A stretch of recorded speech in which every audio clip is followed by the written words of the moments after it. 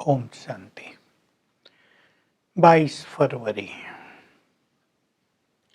बाबा की लहर एक ही बात पर है। आज मैं आया हूँ भारत को गरीब से साहूकार बनाने के लिए।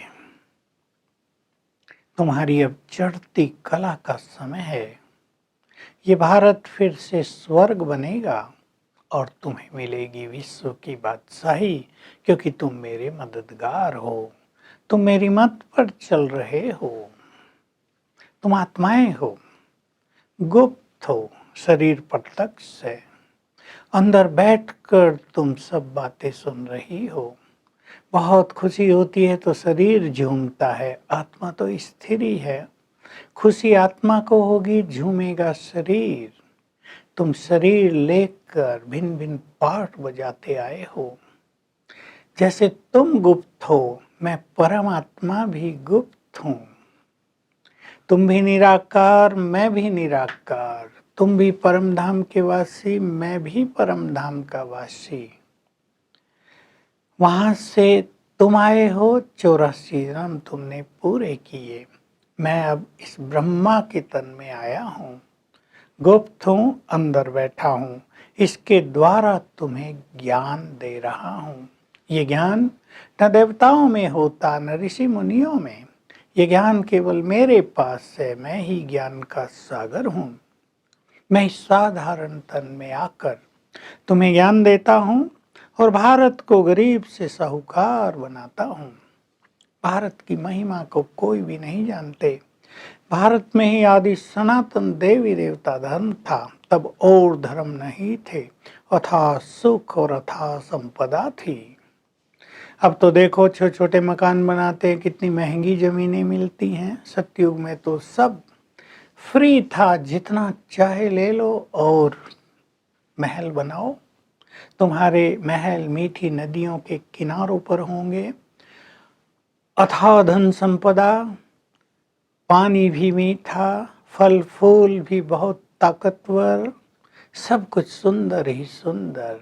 तुम्हारे सोने के महल होंगे, उसमें हीरे जड़े होंगे। मैं भारत को ऐसा साहूकार बना देता हूँ, तो मनुष्यों को देवता बना देता हूँ। सिख लोग भी भगवान की महिमा एक्यूरेट गाते हैं। एक ओंकार सतनाम कर्ता पुरुष निराकार मानते हैं, परम सदगुरु मानते हैं और कहते हैं उन्होंने ही मनुष्य को देवता बनाया था। पर अब सोचने की बात यह है कि हम भी मनुष्य से पुनः देवता बने। तो बाबा पूरा चक्र याद दिला रहा है। तुम देवी देवता थे, लक्ष्मी नारायण का राज था, ये भारत बहुत साहूकार था। उसकी साहूकारी की तो कल्पना भी नहीं कर सकते। मैंने इसको ऐसा बनाया था। भारत की महिमा भारत वाले भूल गए हैं। देवी देवता धर्म की महिमा भी भूल गए हैं। हिंदू कहलाया और भिन्न भिन्न धर्मों में कन्वर्ट हो गए। अब मैं आया हूँ तो भिन्न भिन्न धर्मों से निकलकर सभी वापिस अपने धर्म में आ रहे हैं, आ जाएंगे। सब देवी देवता धर्म वाले आ जाएंगे। तुम उन्हें ज्ञान दे रहे हो। मैं ब्रह्मा के तन में आता हूँ, श्री कृष्ण के तन में नहीं, क्योंकि उस समय तो स्वर्ग है, वहाँ ज्ञान देने की जरूरत नहीं। जब आत्मा 84 जन्म पूरे करके साधारण रूप में आ जाती है, तब मैं उसके तन में आता हूँ। अब आया हूँ, इसका नाम ब्रह्मा रखता हूँ। मैं ही गरीब निवाज हूँ। श्री कृष्ण को भी गरीब निवाज नहीं कह सकते। क्यों नहीं कह सकते? क्योंकि श्री कृष्ण जब है तब तो भारत स्वर्ग है और वहाँ कोई गरीब है ही नहीं जिसको साहूकार बनाए। मैं कलयुग के अंत में आता हूँ, जब भारत बहुत गरीब हो जाता है। देखो अन्न भी पूरा नहीं मिलता, कितने लोग भूखे रह जाते हैं, प्यास से भी मर जाते हैं। कहाँ भारत विश्व का मालिक स्वर्ग, और कहाँ भारत की ये स्थिति। तो मैं आकर पतित से पावन सबको बनाकर भारत को साहूकार बना देता हूँ।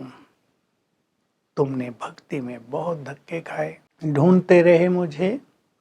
गीत बजाया था मुरली से पहले। आखिर वो दिन आया आज, जिस दिन का रास्ता तकते थे। तो तुम मेरी राह देख रहे थे, अब वो दिन आ गया है। मैं आ गया हूँ तुम्हारे पास तो तुम्हें बहुत खुशी होती है। भगवान आ गए हैं हमें स्वर्ग का अधिकार देने के लिए। मैंने भारत को ऐसा स्वर्ग बनाया था तो तुम मेरी बहुत इज्जत करते हो। मेरे लिए सोमनाथ का बहुत विशाल मंदिर बनाते हो। जितना धन उस मंदिर में था इतना और मंदिरों में नहीं था। बहुत ज्यादा हीरे रतन उस मंदिर में लगे थे जिसको लूट कर ले गए मुस्लिम शासक। बाबा कहता है देखो मैंने तुम्हें बहुत सुख दिया था, तुम मेरी शिवलिंग बनाकर पूजा करते आए हो, पर मैं इतना बड़ा तो नहीं हूँ, मैं निराकार हूँ, बहुत सूक्ष्म हूँ। तुम जन्म जन्म मुझसे प्यार करते आए हो, अब मैं तुम्हें भक्ति का फल देने आ गया हूँ। बाबा भारत की महिमा बार बार कर रहे हैं। भारत की महिमा को तो कोई ठीक से जानता ही नहीं है क्योंकि हमारे पास इतिहास ही उस समय का नहीं है।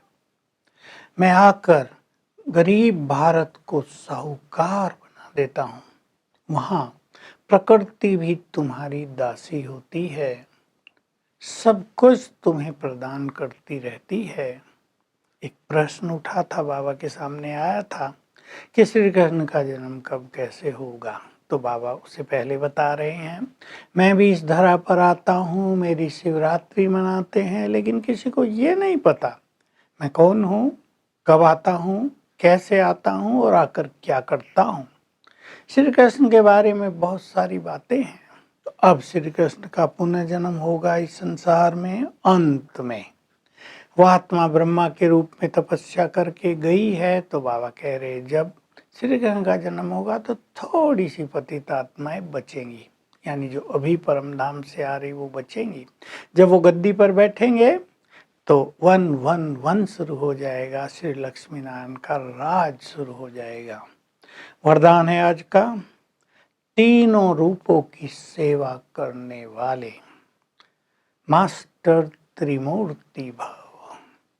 तो जैसे शिव बाबा की 3 महिमा है, बाप टीचर सदगुरु, उस रूप से हम उन्हें याद करते हैं। बाबा कह रहे तुम भी मन वचन कर्म तीनों रूप से विश्व की सेवा करो, क्योंकि इतने बड़े विश्व का कल्याण सहज तो नहीं हो जाएगा।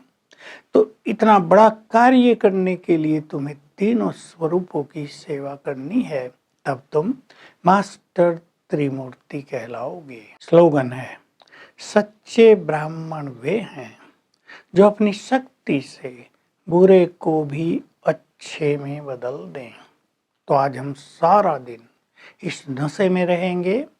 बाबा भगवान हमारा पिता है, शिक्षक बनकर आया है और सदगुरु बनकर हमारी सदगति कर रहे हैं। और जो साहूकार भारत था उसकी छवि दिन में कम से कम 5 बार अपने सामने जरूर लाएंगे, अपने देव स्वरूप को याद करेंगे। Om Shanti. To watch Peace of Mind channel videos on YouTube, subscribe us on youtube.com/tvpeaceofmind.